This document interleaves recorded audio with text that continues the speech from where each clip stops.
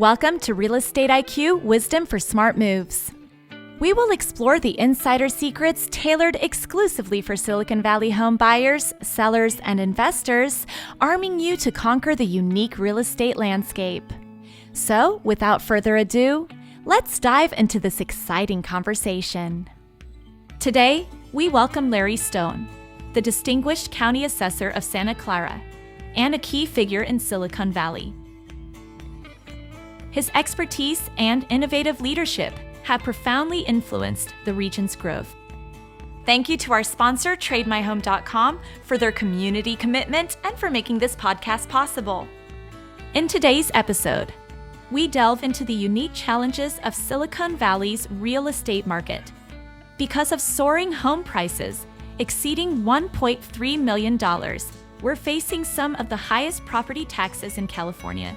Adding to the complexity, intricate tax regulations like Proposition 13 and Proposition 19 and capital gains nuances pose significant challenges. Furthermore, a critical housing shortage with a deficit of over 50,000 homes intensifies competition and drives up prices. Stay tuned as we explore these pressing issues. The following content is only for informational purposes. Please consult a licensed consultant for your specific situation or if you need any specific legal or tax advice. Larry, welcome to the show. Thank you for the invitation. So Larry, what inspired your shift from Wall Street financial management to real estate in Bay Area? Well, when I got out of graduate school, I was recruited to go back on Wall Street to work. I was 22 years old. And I liked it there, but stocks and bonds were rather intangible. You were depending upon somebody else's management and somebody else's success. And when I was exposed to real estate after I got transferred out to San Francisco, I found real estate much more tangible. You could manage the property yourself. The success was based upon what you did, how successful or unsuccessful you were, where Wall Street was based upon somebody else, right. My guess of what's a good stock or not. And that's really the reason I transitioned from stocks and bonds, securities, to real estate. And how has the evolution of Silicon Valley impacted some real estate trends?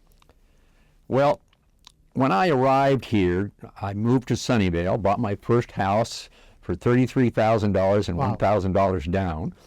It was primarily in agricultural and military industrial developments.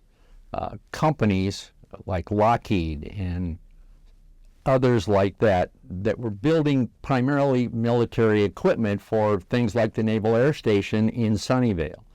Technology companies began to grow. We're talking about Apple, Cisco. They were technology companies that were startups back in the 60s and the 70s. Right. Hewlett-Packard is another one.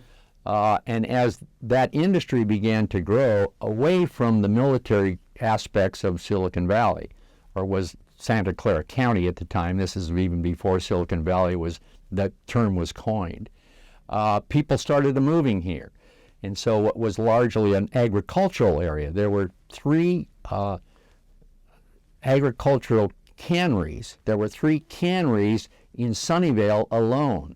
People started moving here, and so the developers started tearing up all of the orchards that were here and building residential communities, right. Primarily single-story, single lot on 2,000 square foot homes on a cul-de-sac. And so that's how this area transitioned. So it came with the real estate as well as the technology were transitioning about the same time. And then later on, of course, others like Apple and Google and companies that came on. I would call Apple and Google, Facebook maybe as second tier or transitional things. I see. And so that's when Apple and Google and Facebook and others really transitioned the whole industrial complex that we have here into what we know today as Silicon Valley. How are property values assessed, and what is its impact on home buyers and sellers? The assessment is based upon the fair market value of the property, whether it's commercial, residential, or whatever. And so the market really determines what the assessment is, and then we apply the property tax to the value of the assessment. The two major components of increasing in assessment roll are changes of ownership, people selling their properties with a low assessed value, and then to somebody who buys it at a higher value. We've seen that all over to an extreme extent in this area, particularly in recent years. The other component is new construction. So we've had a lot of new construction in this entire area almost consistently for the last 20 years, residential as well as commercial. Difference because we now have a better mix of residential property than we had when we were building tract homes of about the same size on the same size lot. Same thing with commercial. Initially, commercial property was mainly single-story concrete tilt-ups for high-tech startups. Today, we see multi-story, very sophisticated, complex development in this area. So transitioning was really significant. But understand that it's the value of the real estate. New construction adds to value. Changes of ownership adds to value. And we're going through a transition right now, actually in reverse. The amount of new construction in Silicon Valley is down almost 50% in new parcels. Changes of ownership are close being down 50%. That's all in 1 year. So we've had about 9 years of solid up and to the right growth in Silicon Valley since the Great Recession in 2008 to 2009. We're beginning to go back into that kind of an environment now, caused by, construction costs are at record levels, interest rates are at record levels, so people aren't selling their homes, so there's less transfers of ownership, and people aren't wanting to sell their homes because they could move into an interest rate that's maybe 2 or 3 times as high as the one they're in, and construction costs are so high. So home values have stayed up, not because of anything other than there's no inventory on the market. Right. So we have too many people chasing too few existing homes because there's very low inventory. Well, Prop 13 has also had a significant impact upon property values and property taxes. Prop 13 passed in 1978, and it established a limit of no more than 2%. Your existing assessment could only increase a maximum of 2% every year. Consequently, the market value, particularly of residential real estate, has gone up much faster than 2%. So we have this wide disparity between assessed values and market values. And that's a result of Proposition 13, because people in 1978 were kind of fed up. Residential property values in the 3 to 4 years before Proposition 13 increased almost 80%. And mayors and council members and governmental agencies were doing their job. They were assessing the values based upon the market values. And government was not reducing the tax rate consistent with the tremendous increase in assessed values. And so the people got fed up, really fed up, and said, we're going to put a stop to this, and overwhelmingly passed Proposition 13 in 1978. The flaw in the whole thing is the arbitrary 2% cap, which has no relationship to anything. If Howard Jarvis and Paul Gann, who passed Proposition 13, if they'd said that the increase could only be some percentage of the consumer price index, 70% or 80%, you wouldn't have this tremendous variant now between market values and assessed values. A typical problem homeowners have when wanting to buy a new home is whether to sell first or buy first. Either way is risky. When ready to look for a new home, TradeMyHome.com, powered by Your Home Sold Guaranteed Realty, offers an upfront guaranteed cash offer on your current home. Are you moving in the next 3 to 6 months? Text PAIR to 408-740-7400 for a free and no obligation professional equity appraisal report. For more information, visit TradeMyHome.com or call 408-740-7400. Remember, at TradeMyHome.com, your home is sold guaranteed or we'll buy it. For the next episode of Real Estate IQ, featuring Scott Varney from SV Consultants. So in 1996, I got my real estate license in Texas. I fairly quickly got up into the 0.2%. He has been a seasoned expert in bridging real estate and capital gains tax strategies for many years. Cranking it out 50, 60 closes a year. And then in 2008, I moved here. Check out our full episode on Tuesdays at 5 o'clock Pacific and 8 o'clock Eastern on YouTube and Apple Podcast. What are the biggest challenges currently facing Silicon Valley real estate market? The lack of supply and affordability of housing is absolutely number one. There's no bigger challenge than we have in Silicon Valley and really for California in general, is the lack of affordability of housing. The second is commercial property. The remote working has created significant problems for the development of office and commercial properties, Right.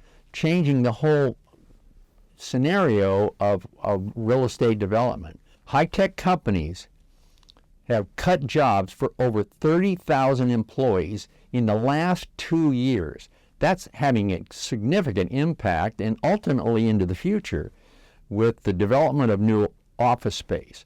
Let me give you an example. Boston Properties stopped construction on a 1.1 million square foot office building in San Jose during COVID. When COVID began to decline, they resumed construction on that same office building, and then when the office market started to decline, they stopped construction once again. So that building right today is sitting half built. Right. And it'll be probably sitting half built for a while. Google, who was going to begin construction on the whole Google Village, the office part of that has been put on hold for, I believe, some time. Most of the people that left the Bay Area did not go to Arizona and Texas. They stayed in California, but to cheaper cost of living areas primarily within Northern California. Those people are now coming back to get closer to the jobs. It's hard to convince your boss you're doing a good job if you're living 100 miles away. Absolutely. And so particularly young people are realizing the importance of being collaboratively in the office so their superiors can rate their attitudes and their performance and their productivity. But that's a slow process. It's happening. So I'll talk later, but the demise of Silicon Valley in California, I think, is grossly exaggerated. What are your thoughts on affordable housing solutions in Silicon Valley? Well, affordable housing, the very definition is very broad. So start with homelessness, the lack of affordable housing. And then there's various gradations of affordable housing. Very low income, which is defined usually as 30 to 40% of the median income of the area. And then there's affordable housing, which is somewhere in between. And then we move into workforce housing, which is becoming affordable now because of the high cost of residential real estate. So there's a variety of definitions, what I understand at least, of affordable housing. We need it all. In other words, workforce housing, moderate income housing is becoming unaffordable to working people who have substantial incomes, but not at the expense of the low-income people and certainly the homeless. The homeless is having an economic impact that we can't ignore. Some people try to ignore it, but we can't ignore the economic impact. So the whole housing spectrum is important, and they're problematic in all aspects of all degrees of housing. And politics also has an impact on the affordability of housing. Everybody seems to understand the need for more housing, but it's the NIMBYism, not in my backyard. So people that are very strongly in favor of affordable housing are very much against it in their own neighborhoods. And that's becoming a problem, that the political opposition to housing that our future depends upon. And people don't make that linkage between their desire to have a consistent neighborhood that just is not going to work for the future of Silicon Valley and our industries.